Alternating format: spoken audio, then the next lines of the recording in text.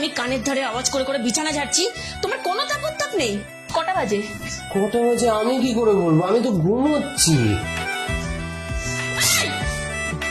ওঠো, ওঠো বলছি, ওঠো। কি সকাল সকাল চিৎকার করছো কেন? বেশ করেছি, বাড়িতে বাজার ঘাট কিচ্ছু নেই, মাছ মাংস কিচ্ছু নেই। যাও, আগে বাজারে যাও। কি আমি বাজারে যাব? আজ রবিবার, ছুটির দিন, ঘুমোবো।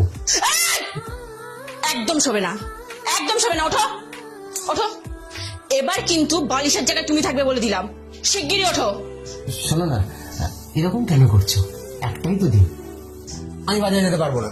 মানে তুমি বাজারে যেতে পারবে না মানেটা কি? তুমি বাজারে যাবে না তো কে যাবে? আমি যাব?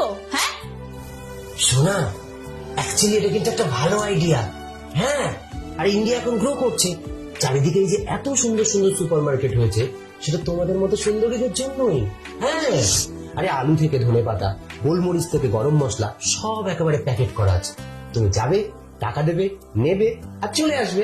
আমি ঘুমাই। হ্যাঁ, আচ্ছা, তুমি এখানে পড়ে পড়ে ঘুমাবে আর আমি বাজারে যাব, আবার বাজার করে এনে রান্নাও করব।